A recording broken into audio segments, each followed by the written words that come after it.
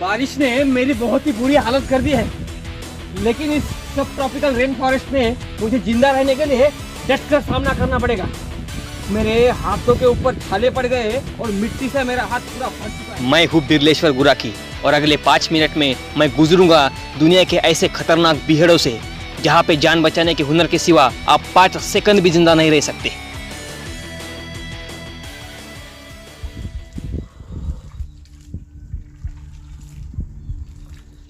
मित्रों, महाराष्ट्र में मराठवाड़ा में बसे सिवनी गांव के सब ट्रॉपिकल रेन फॉरेस्ट में मैं द ग्रेट सर्वाइवल कर रहा हूँ। मित्रों, आपको बता देने के लिए यहाँ पे बारिश बहुत होती है। मतलब 1 घंटे में लगभग 5 इंच तक बारिश यहाँ पे हो सकती है, इसलिए कपड़े हमेशा भीगे रहते हैं। और इसके बाद भी यहाँ पे लगभग 30 प्रकार की जहरीली मकड़ियाँ, 35 प्रकार के जहरीले सांप और 30 प्रकार के जहरीले बिच्छू भी रह सकते हैं। और मुझे याद आ रहा है कि यहाँ के दलदल में 2 प्रकार के कहीं भी नहीं मिलने वाले जहरीले खेकड़े भी रहते हैं। अब मेरे कपड़े बहुत भीग चुके हैं, लेकिन मुझे डटकर सामना करना पड़ेगा।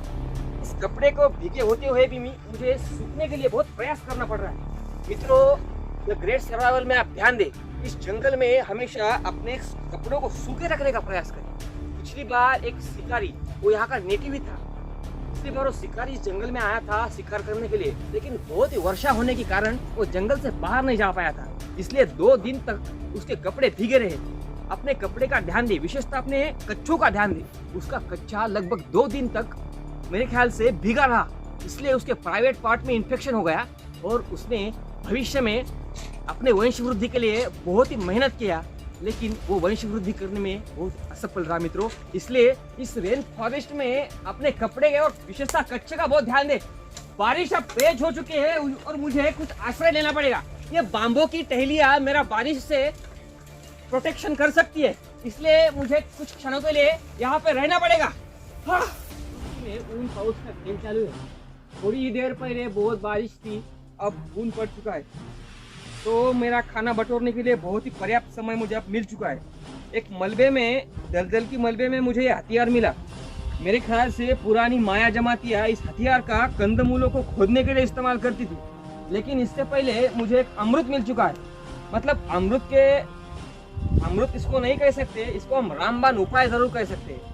मैंने आपको बताया कि यहाँ पे लगभग 30 प्रकार के जहरीले बिच्छू रह सकते हैं, लेकिन इस वनस्पति को मैं खिसे में भर रहा हूँ, इसलिए किसी बिच्छू ने मुझे काट लिया तो उसका विष इस वनस्पति को खाने के बाद मुझ पर जंगल में आपको जो सूखा मिले और उसको आप अपने पॉकेट में भर ले, लेकिन सूखा करते समय ध्यान दे, उसमें बिच्छू भी हो सकते हैं। और मेरे पास रामबाण उपाय है। इसका मतलब ये नहीं कि मैं बिच्छू से कटवा दूं।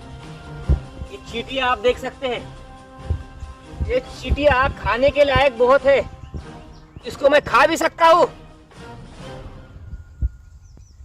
इसका स्वाद कुछ अचार खाने जैसा है। छंग पछाड़ने के बाद मुझे जंगली टर्मरिक मिल चुकी है, लेकिन ये गांव में मिलने वाले टर्मरिक से बहुत अलग है। इसके पत्ते नुकीले होते हैं, तो इसके जमीन के नीचे इसका गड्ढा होता है और ये गड्ढा को मैं खा सकता हूँ। लेकिन इस टर्मरिक में आप एक ध्यान दें, इस गड्ढे की जो खाल रहती है वो विषारी होती है और अपने गावरानी टर्मरिक की खाल विषारी नहीं होती है। लेकिन एक बार इसको हमने भून दिया तो इसका विष खत्म हो जाता है और ये टर्मरिक मेरे लिए प्रोटीन और कार्बोहाइड्रेट का एक स्रोत बन सकती है। तो इस हथियार से मैं इसको खोदूंगा। ओ हो,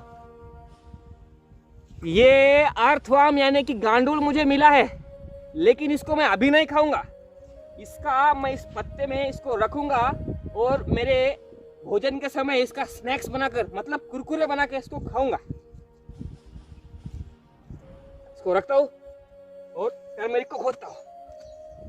मुझे एक जंगली बकरी की आवाज सुनाई दे रही है।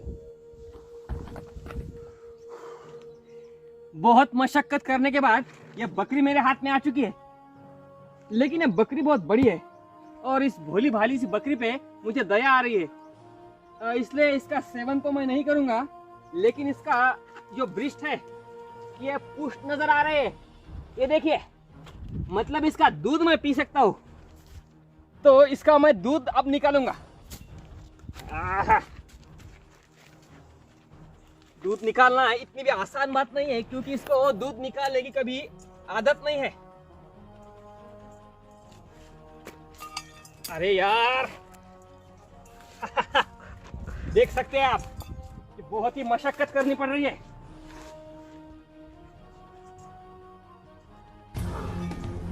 अब ये बकरी मेरे काबू में आ चुकी है।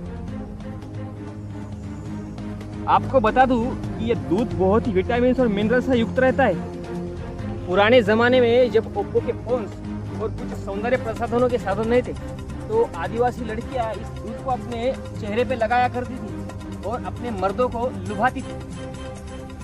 तो बहुत देर चलने के बाद अब मेरे कठिनाई के द्वार खुल चुके हैं।